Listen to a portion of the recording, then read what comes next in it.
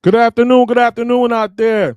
It's Mike Melton back in the Spotlight Podcast Live, episode 51. I started a few minutes early because the brothers on is out in Kuwait City, so the connection out there is kind of different. But episode 51, I got a very special guest in the house, former Spotlight legend and Delaware legend Mikey Dixon in the building. What's up, Mike? How you doing, man? Going on, bro? Good to see you again and reconnect. What's good? Indeed, man. Like Mike, I had to bring you on, man. You had a very good career, you know what I'm saying? You went through some things early on and you're gonna let us know how it was. And I'm excited to hear the whole story. Let's get started from the beginning, man. Talk about growing up in Newcastle, Delaware, man. How was life growing up and things of that nature? Yeah, I know it's a small city. It's pretty small. Everybody kind of know everybody. You know what I mean? Mm-hmm. But it's me, so it's always gonna hold a special place in my heart. You know what I mean? And then just far as the basketball, growing up and coming from just Delaware in general, Mm-hmm. it's a very small state. You know what I mean? So sometimes the talent could get overlooked or just the getting the exposure. Mm.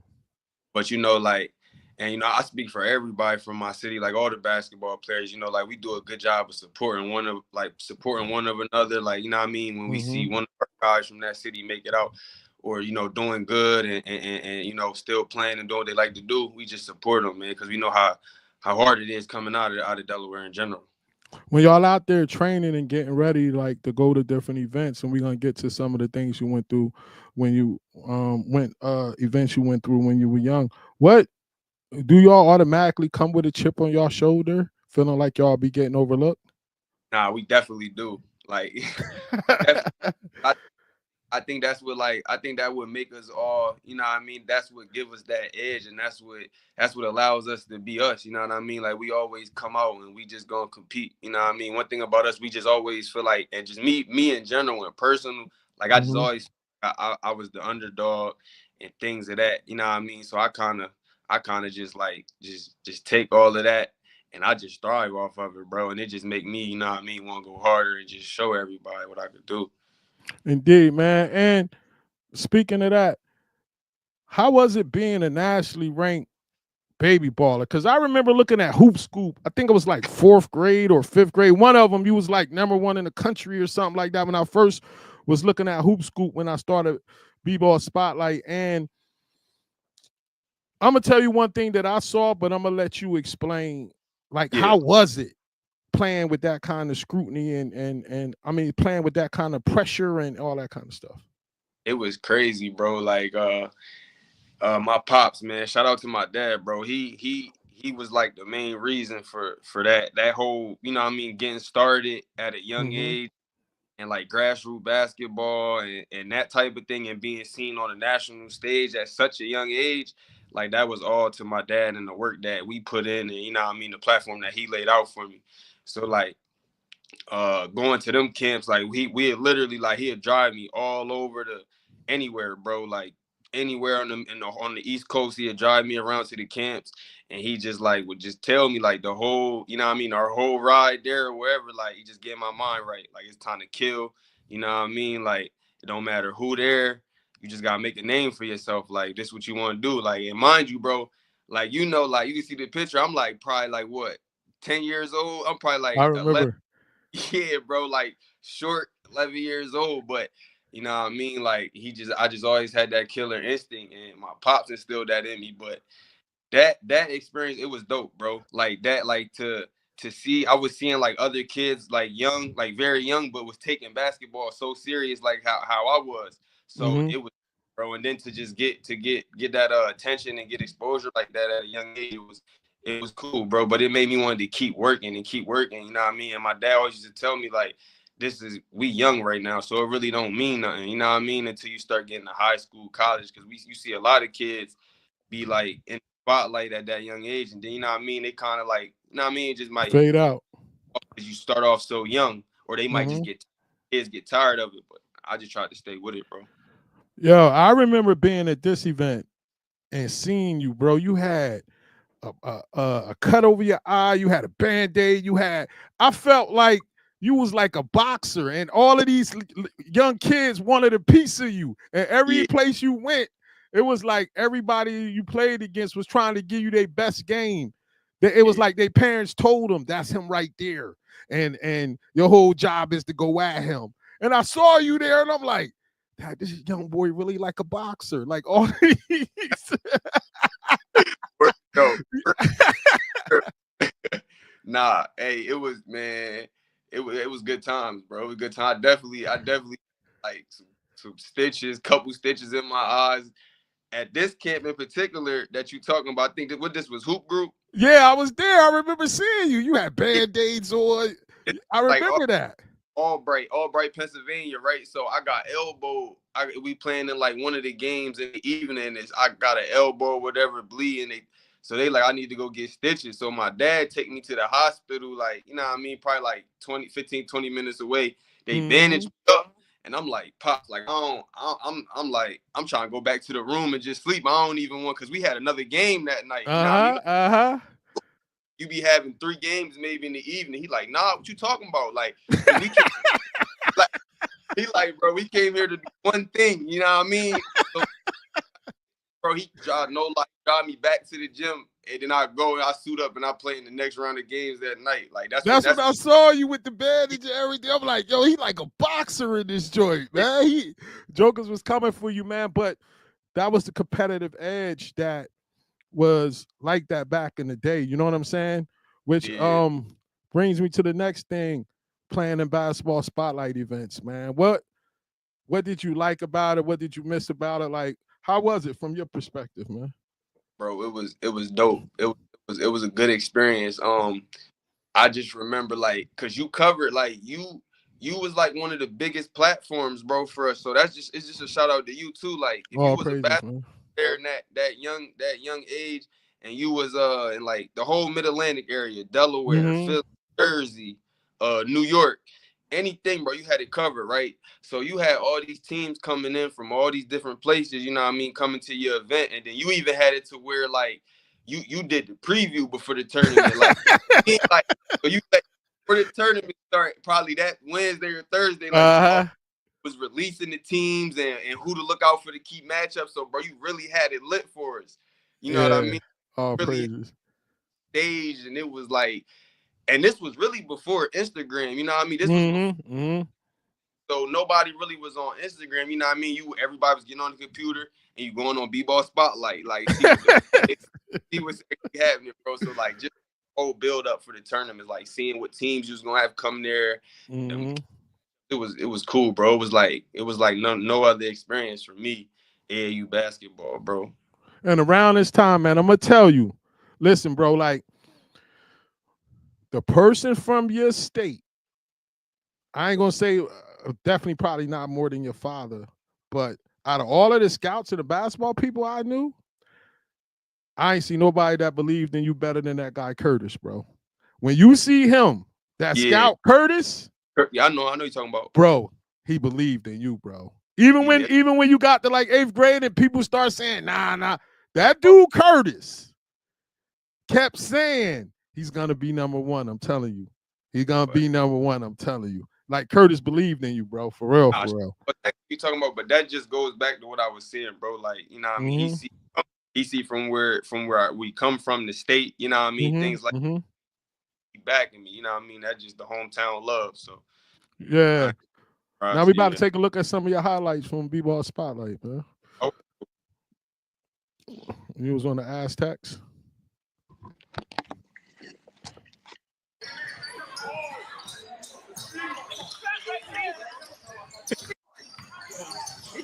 It's crazy when you look back at it now, right? great. Woo!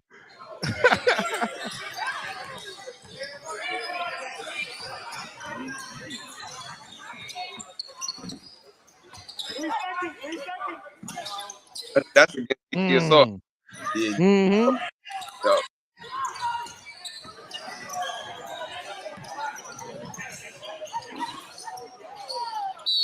Mm.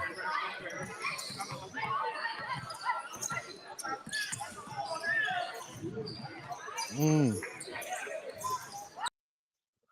Yeah, man. So you finish up your spotlight career. Then it's time for you to pick the school you wanted to go to.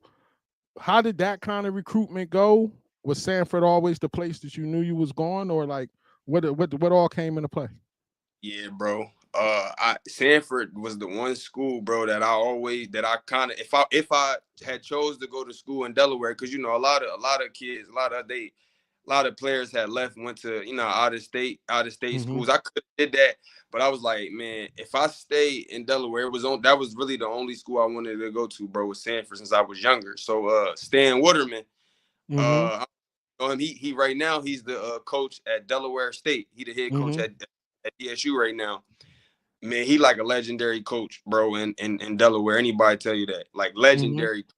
legendary coach. So when I was actually growing up and I was younger, like I would go to his basketball camps when I was like in probably grade school, and Uh-huh. like he would just always say like, "You gonna come to my school, bro? Like, I want him, like I want Mike to come to Sanford, like." and Mm. and it was just pretty much like by the time I got to eighth grade, we were still in contact, and it was just like a no-brainer. I'm like, if I wanted to stay in Delaware, you know what I mean? Like a lot of family there, my whole fan base is there. Like, so I just wanted to play basketball in Delaware in high school. So, and then it just happened. And It's then like so once you get to the school, it's like a prestigious looking school, look like it got a good culture. How how fast did it take you to be able to adapt, not on the court, but off the court and stuff like with the it. school and academics and all that stuff? Yeah, it definitely was different for me, you know, because before then I was going like my whole life up until then I was going to like public schools, charter schools, Mm-hmm. things. Mm-hmm. When I had went there, it was definitely an adjustment off the court. You know what I mean? They take academics very seriously there, which I wasn't really, you know what I mean? I wasn't really like worried about that, you know what I mean? Mm-hmm. Because I'm a smart kid. Like I like, you know what I mean? I'm not just all about basketball at that time. So really, like I just had to discipline myself with the schoolwork. I say that was probably my biggest thing. Like I could do the work, but I just had to really discipline, you know what I mean? Discipline myself and just do that off the court. And then like on the court, it was perfect. You know, Stan Mm. Waterman, great coach. He had a winning record. I think he probably got the most state championships Yeah, in he the got history. 10. I did some research. Yeah, he got 10. Yeah, he Yeah. did his thing. He did his That thing. him right He did there, like that's my guy, bro. So he taught me a lot. He taught me a lot, man. He taught me a lot about the game while I was there. And I was fortunate enough my last season, Oh, we gonna 20. get there. No, we Okay, getting okay. there. We getting there. We gonna get there. We gonna get there. We gotta let you get all your love, bro. We gotta let you get all your love. All Yeah. right, so things started to take off your sophomore year. Average 12 points, 2 rebounds, 2 assists. Take me back to that moment during that sophomore year, and what did you see the change from your freshman year when you came in? Yeah, I think that's when I hit my growth spurt. That's when I started. I didn't hit it all the way, but that's when I Mm. started. First. So I think from that time, I probably went from like probably like 5'8" to like probably like 5'11" ish. You know what I mean? So now Mm. I'm creeping up on 6 foot at this point, basically. So then I start getting a little bit taller. You know, I always had the handle, can dribble, can shoot, but you know what I mean, I just was always small. You know what I mean, smaller and stronger, so dudes could kind of like. But then that year I hit the growth spurt, bro, and then it was Mm. yeah, Then you get to your junior year and you 6'3", yeah. 21 points, 4 rebounds, 3 assists, first team All State. Tell me how you felt being a 5'8" freshman and then you walk in the gym your junior year and you 6'3". Like I could never experience that. Like, how do that feel, bro? It was crazy because that whole thing, like right before in my knees, I had growing pain issues all the time because I was growing fast, bro, out of nowhere. It's like my whole life, right? It's like my whole life Uh-huh. I was short, and then boom, junior year I'm 6'3". Like I wish I could like, hey, if I could be 6'5", 6'6", so be it. But I'm like, look, I got this 6'3". That's all I need, bro. I knew it was Mm. I knew it was curtains after that. It was. Mm. And now, like, so how did you feel? Like, I'm just asking this because like I said, I could never experience it. Like, how did you feel when thinking you probably would never be able to dunk to actually banging it? Like, How did that feel? It was good, bro. Like my senior year, that's the most I dunked in my life, bro. My whole career, I was dunking everything. Like God, I knew how to shoot. Yeah. Now let's get to that senior year. That senior year was memorable, man. You went ham on them, man. Senior year, 26 points a game, 4 rebounds, 4 assists. First team All-State and Delaware High School Player of the Year. Went from the guy that everybody says he not gonna pan out since he was young because he ain't gonna grow to the Player of the Year. Yeah. Take me through that season and how you feeling while you cooking these dudes, man. Bro, it was just like it's this thing I be even now to this day, bro. Like when I be playing these, I just say get in that mode. Like I just tell myself, bro, like to get in that mode, and that just mean like just kill everything, bro. Like when I'm on that court, kill everything. So that senior year, I was just in that mode that whole year. That whole year. So probably the slam dunk to the beach tournament. You know that 100%. I was going down there probably before you was born, boy. Yeah, I used to be going down there for years. Down in down by the outlets. Yeah. Rojo Beach. Yeah, we used to catch a couple of times. We caught the boat over there, the ferry. Okay, yep. That's what's up. So it was that tournament. That tournament was probably like in the beginning of my senior year, and I think I had broke the scoring record. We played Dover High School, and I think I had either 39 or like 41 or something like that. Crazy. You could look. It's definitely out there for that time, at least that time period. I had broke the scoring record, and I was like, wow, like that was like a national high school tournament. You know what I mean? 100%. 100%. So, like, and I had broke the scoring record there for that. Whenever that time period was, I got like all tournament team in that, and then because we played La Lumiere in that tournament. Matter of fact, from from Indiana. Yeah, 100%. That's a big time school, and I think we took them to overtime. Like we took them to overtime. I had like 30 plus, but we lost. But that's when like I had opened up a lot of eyes, bro. Like I had opened up a lot of eyes that time when we did that, and then after that tournament. Going into the States, I don't even think we lost the game. I don't think I really lost the game, bro. In my senior in this. What? When you get to that state tournament, because y'all state tournament is different than ours. Like we go by classes. Y'all just one champion, right? Just one champion. How do it feel like really saying we was the state champs? Like it mean a lot, bro. Thing. A lot of time, Delaware, we get scrutiny for that. You know what I mean? Because it's small, but like it's only one champion, bro, and everybody know. Like you know what I mean? Everybody comes to the Bob where the Department Center. Everybody comes there, and it's just like all eyes is on you, and it's really like one champion get crowned. You know what I mean? Only one. Yeah. So take me to the moments, man. That dunk going down the lane. And then take me to that, and you hugging your teammate. How did it feel being on that floor when you just won that state title? Bro, that was like one of my most memorable moments in high school, bro. Like, that was actually my last points. That dunk right there, that was my last. What a way to go out! Wow.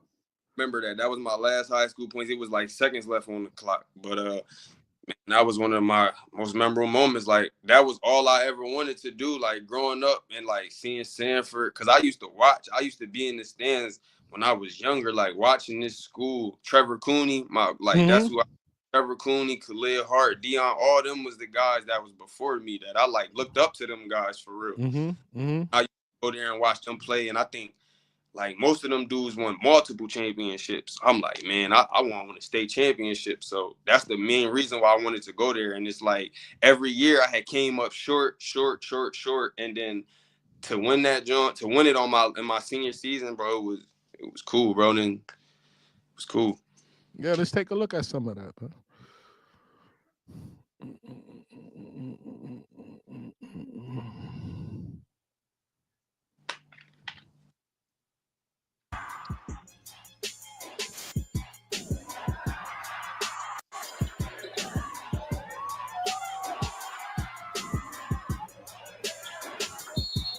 He was boogieing on these boys.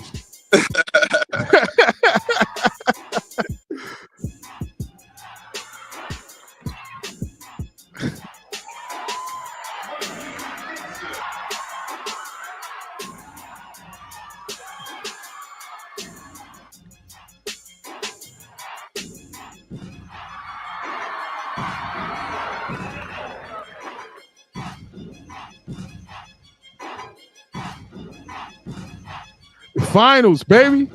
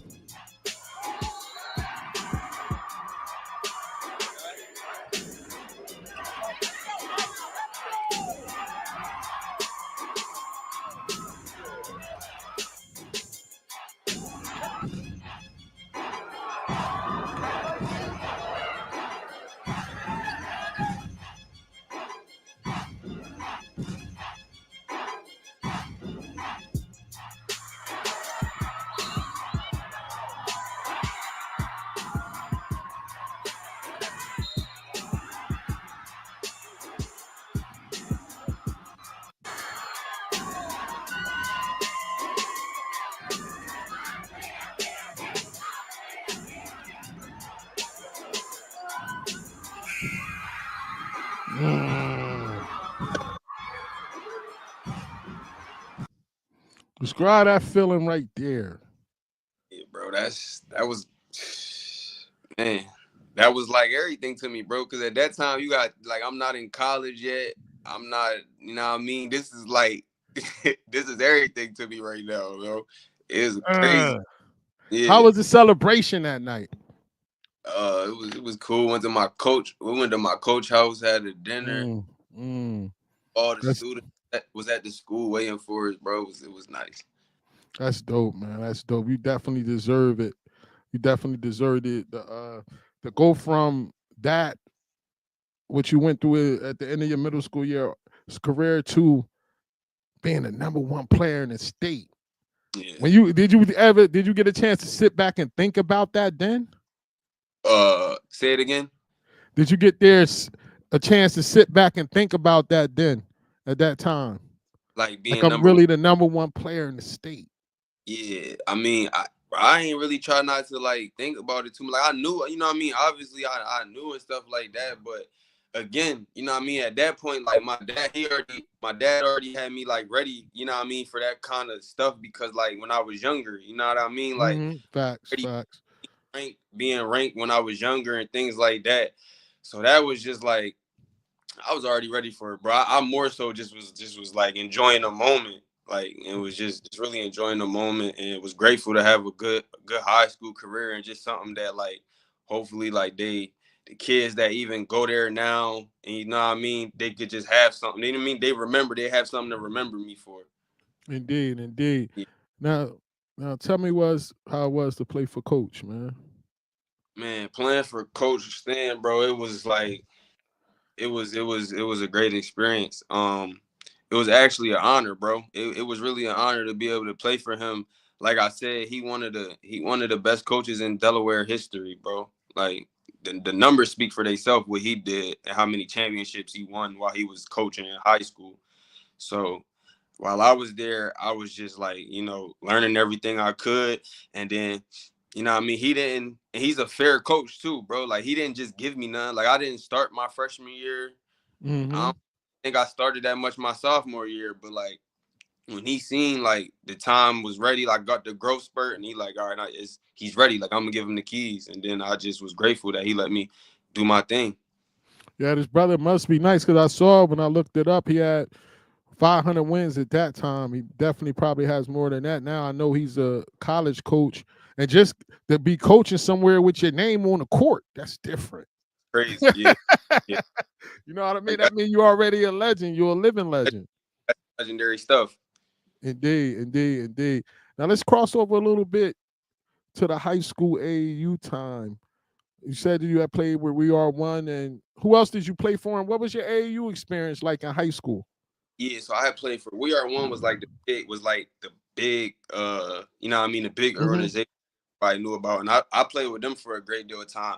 But like many other players too did the same thing. I branched off, played with I think 6 Man Warriors. They was like a Yeah, little yeah. body. Muton, that's my guy, Byron Muton. Yeah, Yeah, him. So I had played yeah. with 6 Warriors too. So basically those were like the two main teams I was on. But my experience for it was good too. Like we are one. We was on the Under Armour circuit. You know what I mean? So we used to travel around everywhere. We get the gear, the exposure. You know what I mean? You get to really test yourself against like this was like nationwide at this time. We wouldn't even just play in tournaments on the East Coast. Like we was everywhere. Uh-huh. Midwest, West Coast, Vegas, everywhere. So it would just really be able to like, test yourself at like against everybody in the world playing AAU for real. You got any great memories from playing in these tournaments? Like, who were the top people you played against? Some of your best games or any of that? Um, you take me back. I'm trying to think. I was playing. I think I was with Six Man Warriors in Vegas, and we was playing John Wall team. I think he had like a team called Team Wall or something like that. Snap had like a crazy good game. This was in matter of fact, it was Boo Williams tournament. My bad. In the Boo played like the John Wall team. I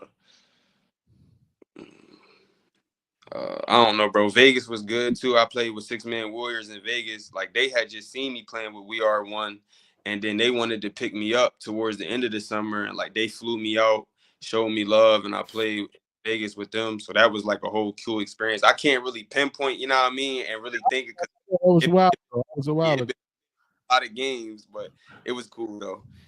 Now, once you got your growth spurt, I can imagine your recruiting picked up. You end up picking Quinnipiac, but what was your recruiting like, and what made you pick them? All right, so I had a lot of like schools like high mid majors and things like that was looking at me, but they never really had they didn't really offer me yet going into like my junior summer or things like that. But what happened with the Quinnipiac situation, right? I was playing in a tournament and I wasn't even playing with We Are One or Six Man Warriors, bro. I was playing with like a mom and pop team, bro. Well, Like like from Diamond State Titans. yeah, Yeah, I looked them up. I do my research before you come on, bro. I didn't think you was gonna know that. Yeah, now I do my research before anybody come on. I gotta research, bro. I gotta You research. do it. Delaware Titans, right? Yeah. Like this is like we playing like some it was a hoop group tournament, it was a jam fest, so it was a legit tournament. You know what I mean, I'm playing on a pop team, and we playing in like a back gym or whatever, like not even in the main gym, like in the back gym. And the head coach at the time, Coach Tom Moore, he was actually at the game and he was watching somebody else that we were playing against. He wasn't even there to watch me. Like he was going there to watch another person that he was like recruiting. And I had ended up like just doing what I do, bro. You know me, like I'm killing. Like I'm getting to it. I'm killing. And then like I caught his eye. And then like every that game, bro, he just showed me the love. He just showed me like he just really made me feel like that my career in college and like the rest, he was gonna help me. You know what I mean? Like I could feel the love, bro. Like he was in love with my game after that. Like right after the game, like he came up to me like I'm gonna be offering you a scholarship. This was my first offer too. Like I had a lot of interest. So it's only right. It's only right that we found this joint.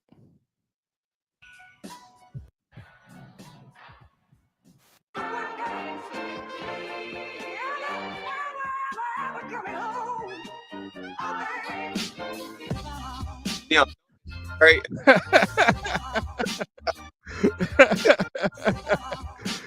Gotta research, man. I can't be right if I don't do my research, man. Definitely be on it. You definitely be on it. That's it right there, bro. For sure. And shout out to the team, bro. I promise you, this team got me. This team got me a offer, bro. Team got me to college. Shout out to Diamond State Titans, man. Was Rod Griffin still coaching them? I don't think he still like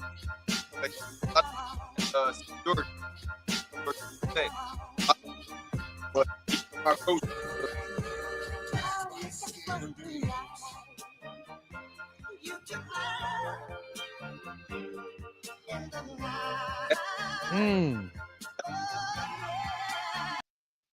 It shows that you never know who watching. Never know, bro. Like I wasn't even. So after the game, the coach came up to me like, yeah, he like I'm gonna be offering you a scholarship. Just be waiting for a phone call this week. And I was geeked, Mm. but not just yeah. And like, but they tell you, bro, like a lot of schools even offer you a scholarship, but you gotta like go with the ones that still like, and this just advice for the youngins out there too, because I know you Mhm. got all the youngins on here, and Mhm. know they watching this, like when you got when like a school will offer you a scholarship, that's cool, great. But like if you fortunate enough to get more than one offer and have like options, you got to go with the coach that like, okay, we offer you a scholarship, but they still like checking on you. They still in communication. Mm. Even after they offer you a scholarship, they just like how school going, like how your workouts going, things like that of that nature, and Mm. really show you that like they really, really, truly care for you. Because that's what that coach, Tom Moore, he did for Mhm. me. Funny story with that too. Like when I knew I picked the right school, I had already committed there. Like they already got me. I had said I'm coming and committed. And this is going into my senior year. You know how like the schools be having open gyms, like the high schools Yeah. have. Mind you, bro, I'm already signed. And they came from Connecticut to Sanford School. He brought the whole staff to visit me for the open gym. Wow. I was Wow. like, I was like, yeah, I picked the right. You know what I mean? Him, both the assistants, all of the assistants, him, they all drove down to my first open gym high school, like, and that just meant a lot, bro. I'm like, yeah, that's cool. So then you get there, average 17 points, 4 rebounds, 3 assists, rookie of the week 6 times, MAC rookie of the year. Take me to that freshman year, man, and what was going through your mind when you arrived there? Man, I was nervous, bro. I ain't even gonna lie. Like I was nervous because now like it's like I done made it to like Division 1 basketball. You know what I mean? Mm. Kind of like and my dad again used to, I mean, he be in my even to this day, like he still be like giving me little pointers and stuff. Like when I tell him how a game go, or he looked up some stats overseas, but he always been in my ear. So even so back at this time, like he'd be telling me like everything that you did up until this point, it kind of goes out the window. You know what I mean? Like Mm. high school's over now, middle school's over, all of that's over. AAU's done. It's a whole new start. And it's just like, you know what I mean? You got to prove yourself all over again. So I just went in there with that mindset for real. And you know what I mean? I had a good freshman year in college, bro. So it was Yeah, cool. you was definitely hooping. I got some of that too. Yeah, Yeah, you was on ESPN getting it in. yeah, for sure. Well, against Indiana State, you was on ESPN getting it in. Yeah, yeah.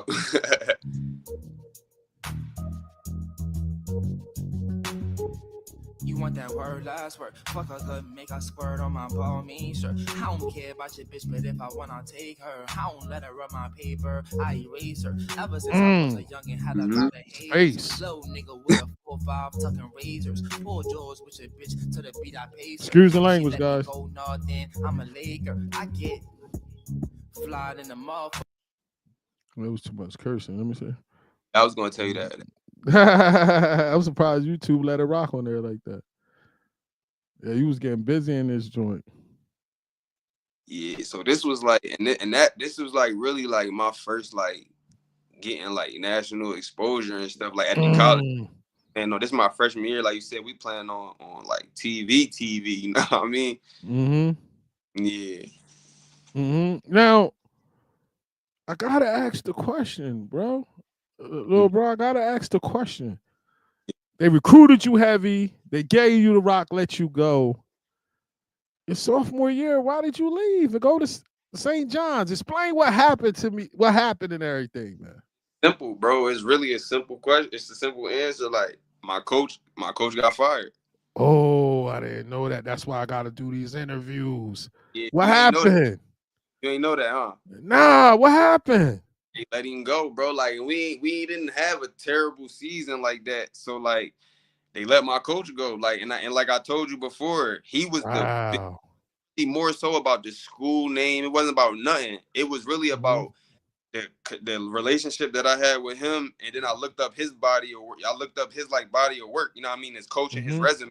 He used to coach UConn, all of that. So I'm like, Yeah. he knows what he's doing. And then they fired him. So I was just like, you know what I mean? And then the new coach that they had brought in, like he told me straight up, like I knew they put the ball in your hands. It might or might not be that way with me. I can't tell you. So like once he gave me them vibes, I'm like, yeah, I'm cool. I'm gonna get Wow. Wow. else out. So how did you find St. John's? So probably like within like probably the first week when I put my name in the transfer portal, like I had a whole bunch of schools, bro. This was when I had like big schools. Like this was the point of my career. I had like Rutgers, St. John's. I remember that. Yeah, it was gonna be beside. I was gonna go to Rutgers or St. John's, like, Mm-hmm. and then I had took the visit out to St. John's first, and I seen like they play their games in the Garden. They it was just like Chris Mullen, Mm-hmm. like a Hall of Famer coach. He's a good dude. I got to sit down, meet with him, and I'm like, yeah, like I wanna. I got wowed by all of that. You know what I mean? New York City playing in the Mm-hmm. Garden. I'm like, pass this opportunity up. So it was just like. So then you get there, your sophomore season, numbers went down, your role was kind of reduced. What happened and how did you handle that? I mean, I was playing on it. We was very good team, bro. Like I was playing with, Mm. I was playing with like a lot of good players, bro. Like I was playing with like a lot of good guys. Um, but it made me better going there though. Like I don't regret going there. I Mm-hmm. don't like how it happened. You know what I mean, or Mm-hmm. how it did nothing, bro. Like nothing in the whole college. I don't regret none of that. As Mm-hmm. far as like, I went to a lot of schools, but all of that shaped me, bro. But I definitely had to I took a reduced role when I went there. I was like sixth, seventh man. Um, I wasn't really getting the how can I say this? Because I don't know. I feel like I wanted to play more. You know what I mean? Of Like course. you feel me? Like I'm a Of competitor. course. Yeah, yeah, that's the way to say it. Yeah, like I understand, like it was people there and stuff like that, but like I don't know, bro. I be really feel like I could hoop with the best of them, so I was just like, maybe this not, you know what I mean? It might not be it. So How did you hold it down mentally going from being being a junior playing and then being player of the year as a senior and then taking off your freshman year, then you get there and you going through this. yeah, How did you keep it together mentally and like your I, self-esteem and stuff? yeah, bro. I just feel like it was a test, bro. Like I just feel like it was just a test. Um, just to like, just to make sure like this is really what I want. You know what I mean? Like I like nothing good in life. You know what I mean? Or anything you really want, like you're gonna be tested. You're gonna be tested and really see like, you know what I mean?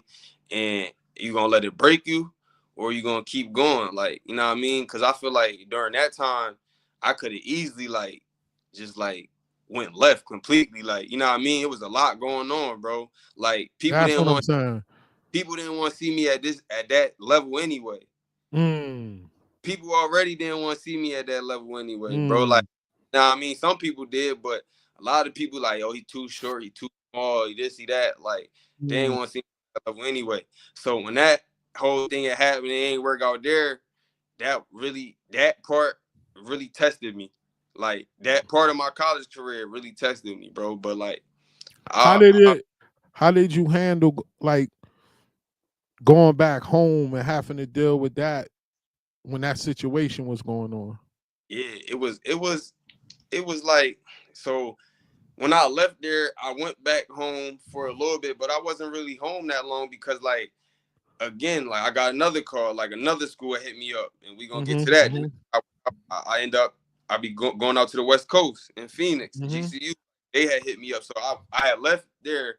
I was probably home for like 2 or 3 days, and like I wasn't really working out. That's why I said it tested me, like, cause I was down. You know what I mean? Like at that point, Mm.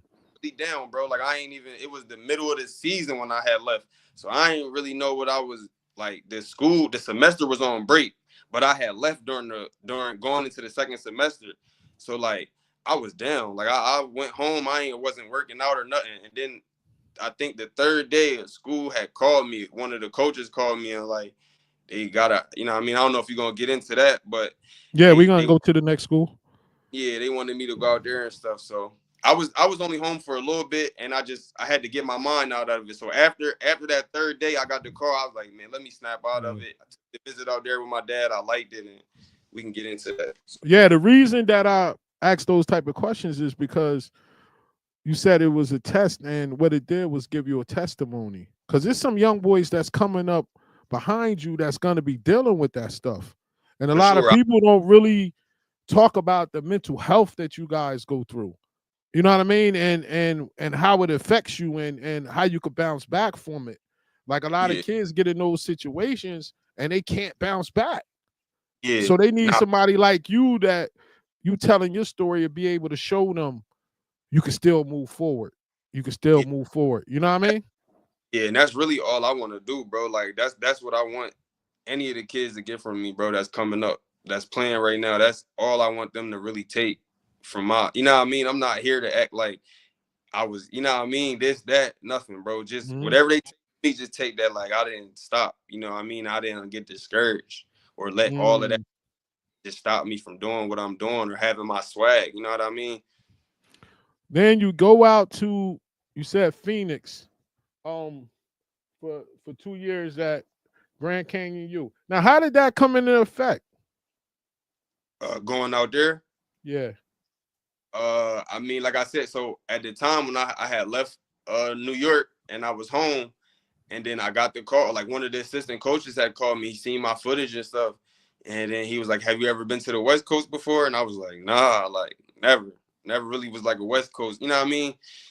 So I went out there. Dan Marley is the coach. You know what I mean? So another, Mm. I'm really going from, and it's crazy to like I went from Hall of Fame coach to Hall of Fame coach, literally.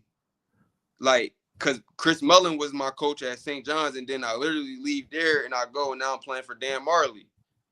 Mm. So like, Mm. it was cool. So I went out there. I caught a game, and the one thing that caught my eye about that school, bro, and you could even look them up to this day, they fan base is crazy. Like their fans go nuts at these games. Like they got one of the Yeah. biggest college fan bases in college basketball Is it in Phoenix? in Phoenix. It's in Phoenix, Oh, I bro. used That's to love Phoenix when I went out there. I went out Phoenix like 5 times, bro. now They got that's the home. best hotels in the world out there. Like they hotels like resorts. They not even like regular hotels like the East Coast got. They got Hey, different stuff out there, bro. listen, Phoenix is my second home, bro. Yo, so I know you know about Lolo's. I know you ate at Lolo. Lo- Look, Lolo's. I ain't even really canes. I started eating Raisin Canes when I went out there. Lolo's. I used to go to Lolo's, get me some mac and cheese, turkey wings, and they had Kool-Aid on tap. It was over. All right. I was out there. I was out Phoenix bad times, man. I used to fly out there, man. Okay, So, okay. what were some of your best memories on the court out there? Like some of your best games when you played out there in at Grand Canyon.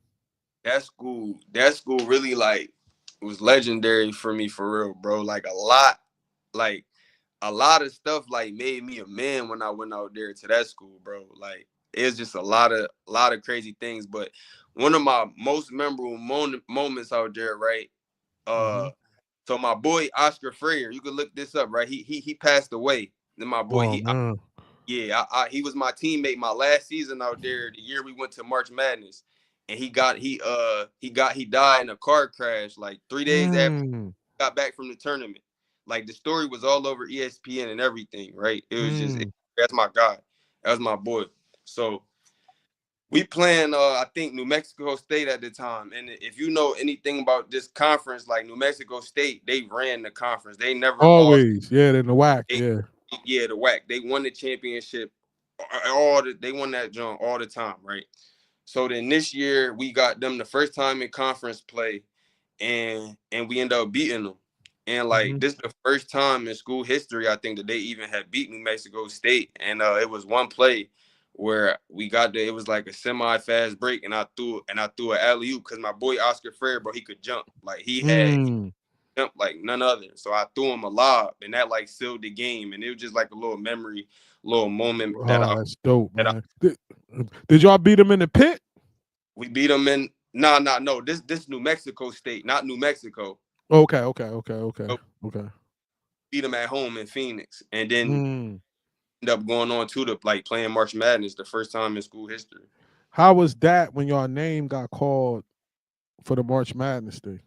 It was crazy, but it was a little bit different because this was cold. This was in 2020. Oh man, It yeah, was 2021, so it was like the year, right? Well, COVID happened in what 2020, so 2021. It was still yeah, like it was still them regulations and things like that. yeah, yeah, It yeah, was different, but they tried to make the experience as good as possible. But when we got to Indianapolis, that's where the March Madness was. They had it set up like the bubble style, like everybody in the hotel, and it kind of brought yeah, them AAU vibes back for real. Because like they played the games all in one venue. Everybody stayed at like the hotel. Had the quarantine, but yeah, it was yeah. they announced us. They called our name like selection Sunday. We was already at the hotel in the lobby. We was watching it. It was cool. Okay, okay, okay. And then you spent your last season at Idaho, and you Yeah, went back up on them numbers again. 17 points, 3 rebounds, 2 assists, 20 plus games 10 times, and 30 plus 2 times, 6 in the league in scoring. How did you find Idaho? You be finding some schools, bro. yeah, yeah. But it really don't I tell it really don't be the schools, bro. It be the relationships and the connections of the other Mm, individuals that I meet along the way. Because how I got to this school was because of one of my coaches from Grand Canyon. mm, So when I went to GCU, right, he wasn't even a coach at this time. He was like a coach's assistant or something like that.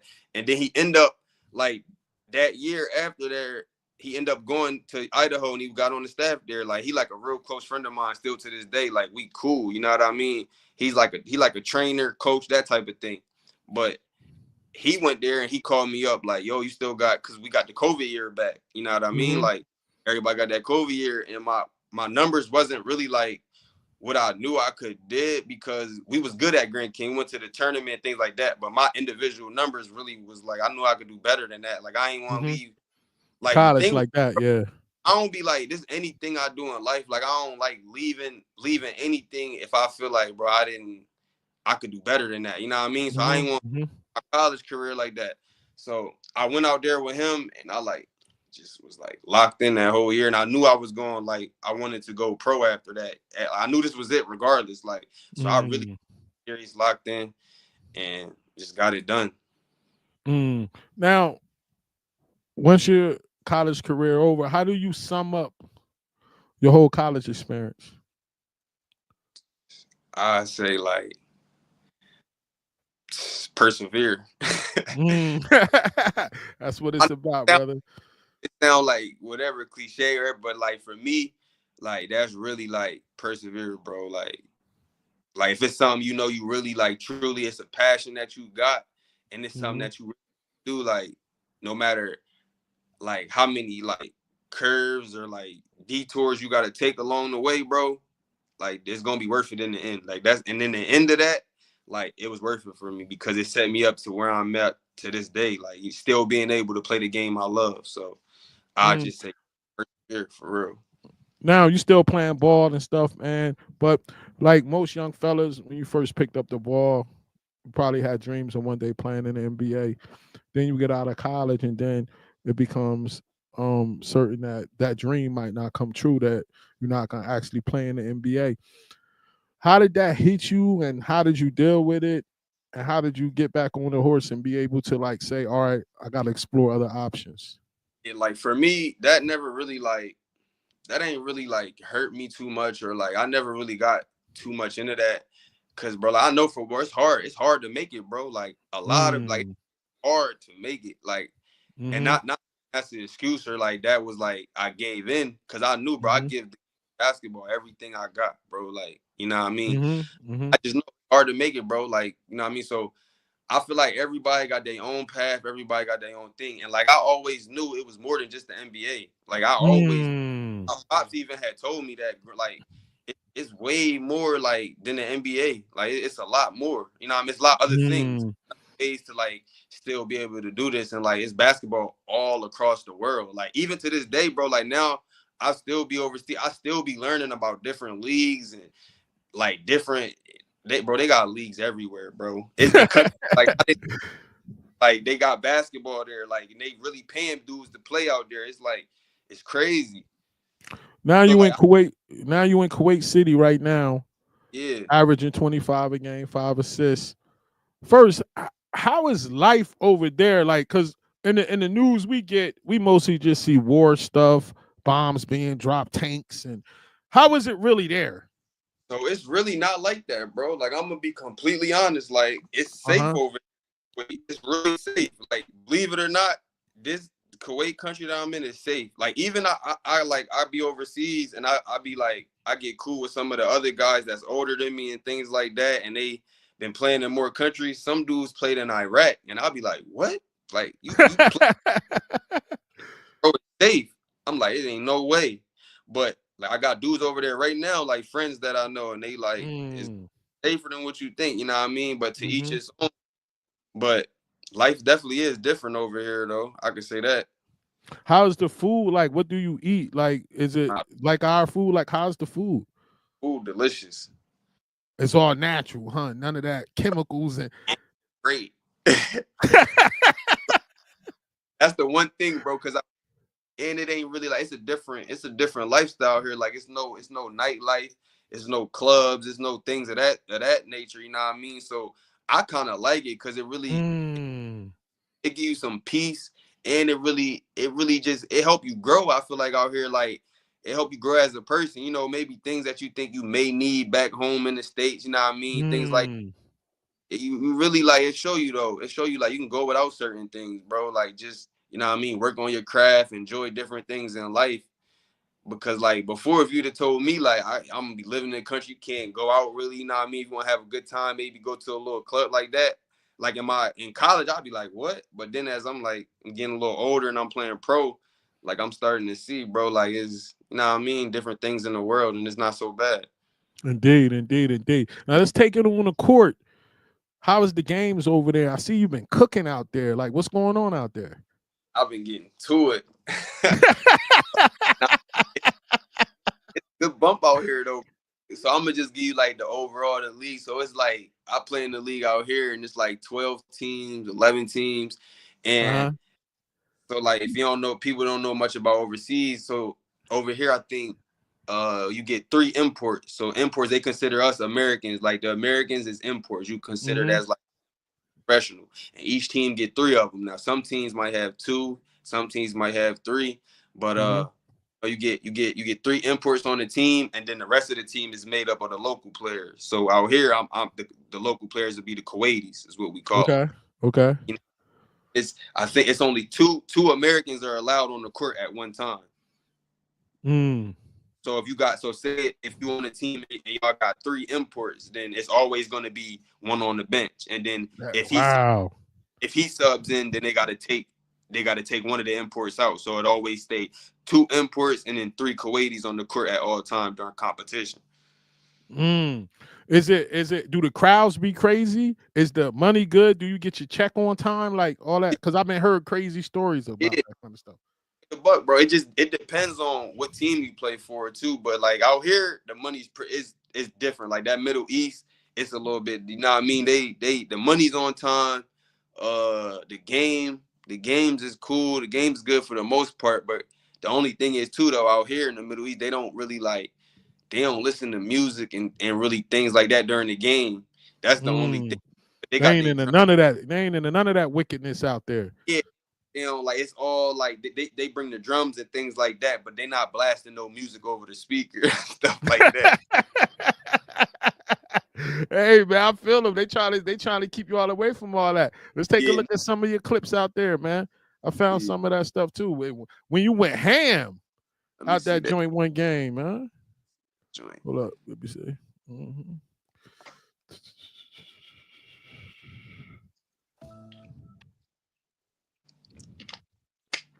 Oh yeah, this in I think that's in Europe actually, bro. Yeah, this dude was talking about you though. He was talking about how you was cooking out there. Where the thing at? Where the sound at? Why the sound ain't coming on? Oh, here it go. There it Last, go. last. 36 points in his last game in the Bulgarian league. Dixon graduated from the University of Idaho 2 years ago. 36 points scored by 28-year-old American guard Mikey Dixon gave him the award of highest scoring player of the day in the world. His team Balkan beat the Chernomorets 94-78. He also grabbed 5 assists that game. Among many awards, his college team won the WAC tournament in 2021. Dixon was selected as the All-Big Sky Conference Honorable Mention in 2022. He was also selected as the Cyprus League All-Star Game in 2023 and was awarded Player of the Week 2 times during this period. Finally, he was selected as a Bulgarian Super Cup finalist this season. And now he's this year's top scoring player. Yeah. Now, the question I gotta ask that a lot of the fellas said they fall into, obviously you're still playing, so we don't know when your joint might be done. Do you have other things lined up, other interests lined up? Because I'm telling you, like, I interviewed quite a few players on this platform since I started it over a year ago, and a lot of them went through some things because they said they had no other interest but basketball. So when that time came, they really didn't know what to do. Like they had never lived a regular life before. Bro, and I feel like that's one of the things that we all go through for real. Like I feel like they should have like a class. They probably got it or something, but I really feel like they should have like a class or something like post basketball. You know what I mean? Yeah, like, that's what I said. Yeah, go ahead.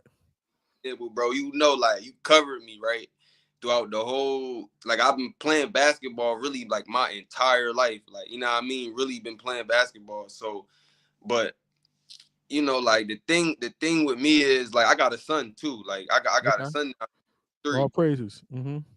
So I think that's like for sure is really what's gonna be like my fallback. You know what I mean? Like to really stay sane after basketball and things like that. It's just because I want to be there for him and things like that. But like far as other interests, like after basketball, I want to like start like training, like a training academy.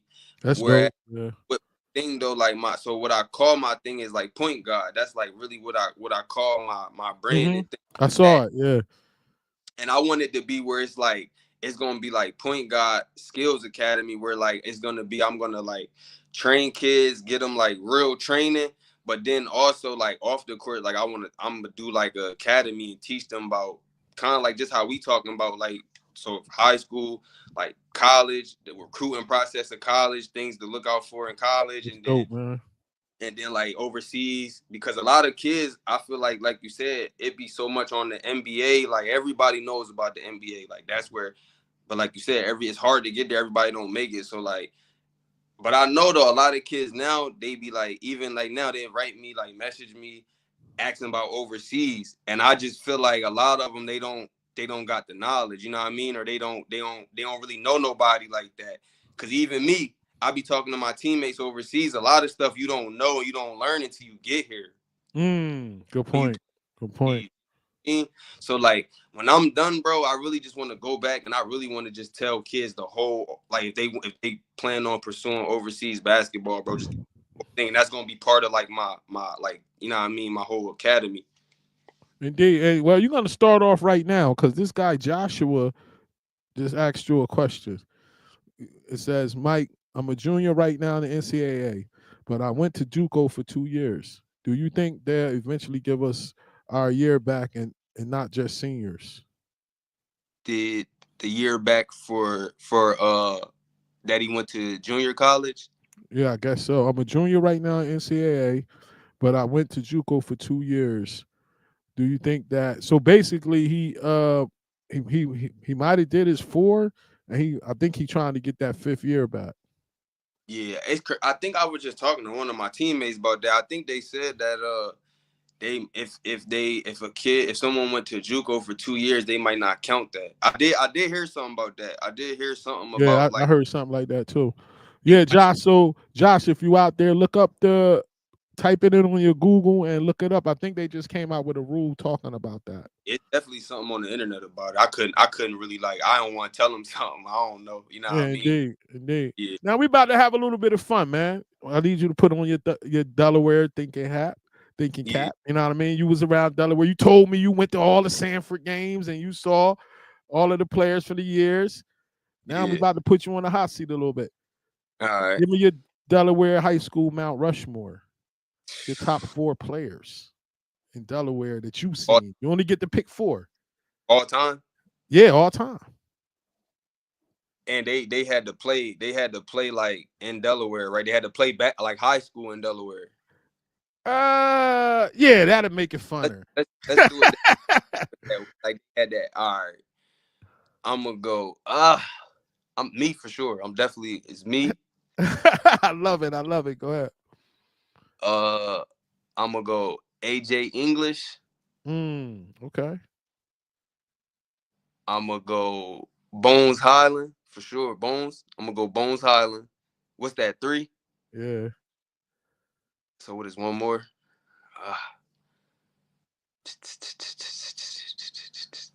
And Dante. How good was what's the name out there? How good was Javon Carter? Oh, Jawan. Yeah, he much older than me, but I do remember too though. Yeah. Now that's back when I was going to slam dunk to the beach. I definitely did. That was my guy though. I watched too, but that's why the mount is only 4 on this show.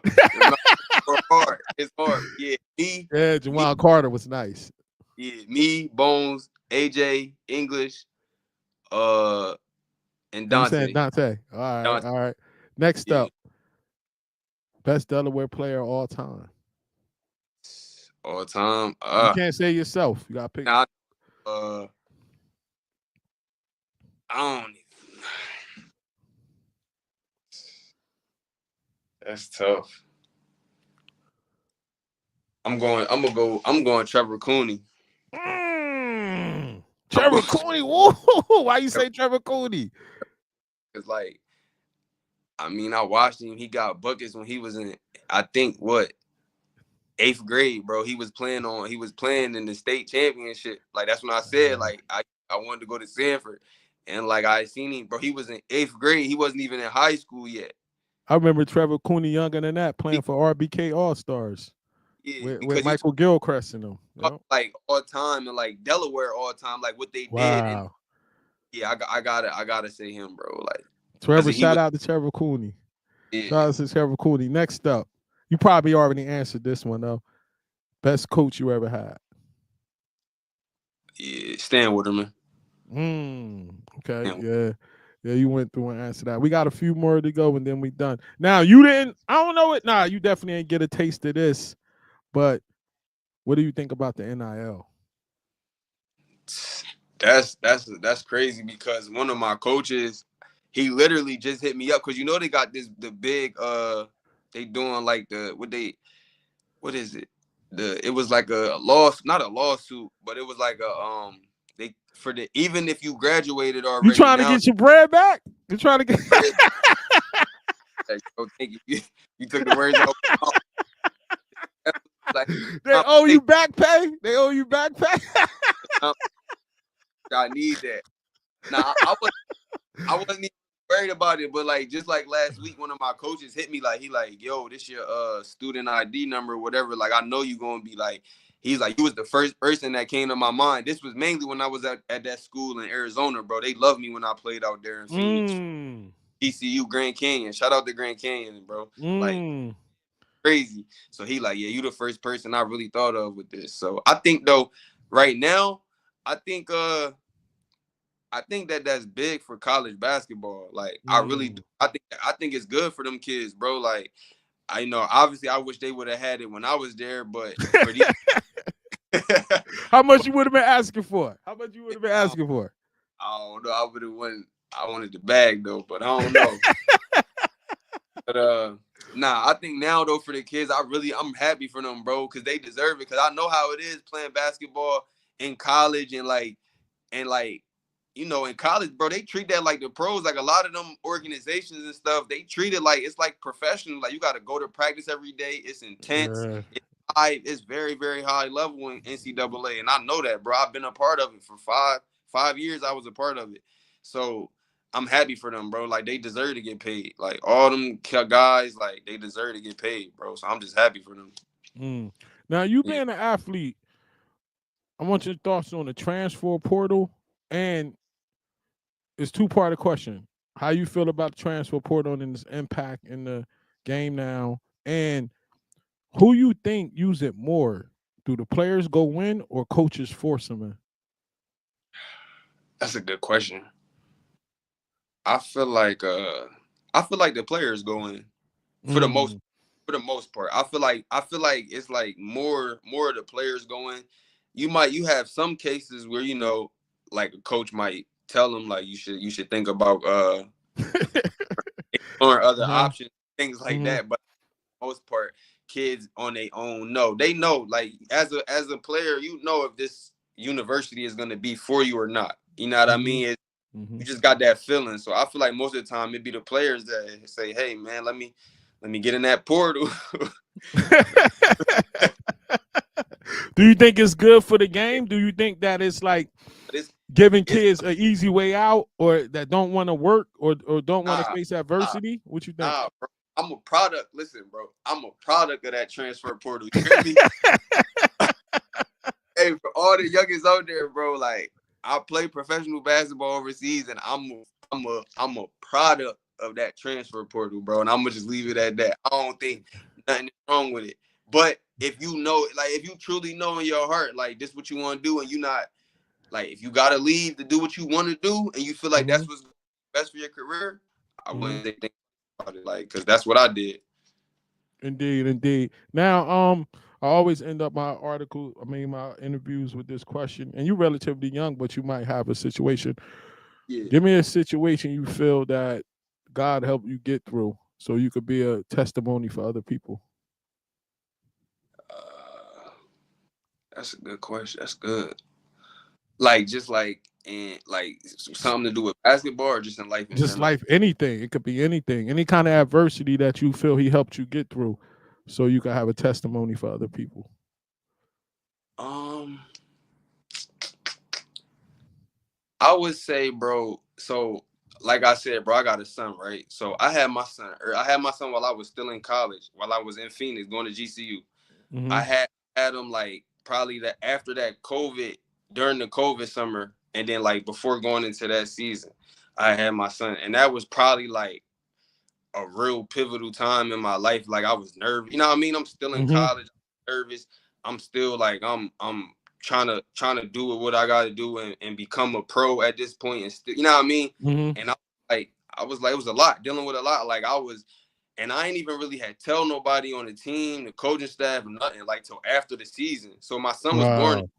Yeah, my son was born in February during the season, and I was just like, my family knew, of course, like my family and things like that had knew, but like that whole season, it was kind of like stressful for me, and I'm playing the season, you know what I mean? I'm playing the whole season, going through. Like I had my son, then we end up going to March Madness, like that same year. But it was just a tough, like it was just like, you know what I mean? Like it was just like a tough kind of like uncertainty point in my life, but Mm. got through that. I got through all of that, and I still was able to like be there. Still, be there for him, and still was able to like chase my dreams at the same. You know what I mean? Chase my dreams and still accomplish everything that I wanted to do. Like from graduating school, cause I graduated too. Like that All same praises. yeah, bro. That same year when I had him, I had like Mm-hmm. really sure.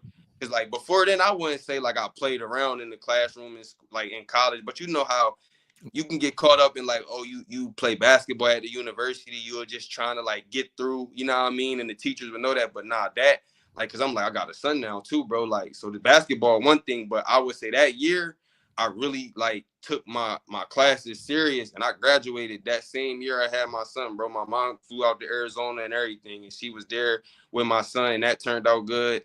And then like I'm just still like chasing my dream, and I'm doing what I love to do, and it's, you know what I mean, helping me support him and be a good dad and just being a good role model and somebody he could look up to. So that's really like my testament for real. Indeed, man. That's a good one. And is he next? He gonna be next, bro. He birthday is his birthday on February 8th. I'm actually leaving, so I got a break. I got a break in the league. I'm leaving on Thursday to fly back out to Arizona for his Mm. celebrate his birthday with him. Like he don't even know I'm just gonna pop up on him. He gonna be geek, but Mm. gonna be next up for sure, bro. That's little Mike, bro. So if you still, I know Mm. you gonna be doing the covering it, bro. By the time he get to that time he start doing AAU, bro, that'll really be love. Like it take him Oh to man. Oh that's man. Brother, man, thanks for coming on. And I know it's late out there. Get you some rest, man. I appreciate you sacrificing your time to come on, man, and show some love, man. You know what I mean? Be safe out there, bro. Tell your dad I said what's up, man, and shoot me an email or a text or something when you get a chance, man. I appreciate everything, Mike. Got you, bro. For real. That's love. Appreciate you. All right, no doubt. Yeah. Young boy Mikey Dixon, man. The spirit just told me to hit him up and bring him on to do an interview, man. And I had to try to find him and reach out to him because his story, I remember him going through a lot of that scrutiny, especially like in 8th grade. People were saying different things. And that one guy, Curtis, just kept saying, I'm telling you, Mike, he's gonna be that one. And then he hit that growth spurt, and then it came to fruition. So congratulations to him and his family, and I wish them more success. Tune in Wednesday for my first From Pain to Purpose podcast. Praise for Most High that comes off well. I got a good guest coming on, one of my former students. She's gonna be on Wednesday. And for everybody else out there, enjoy the rest of your day. Shalom.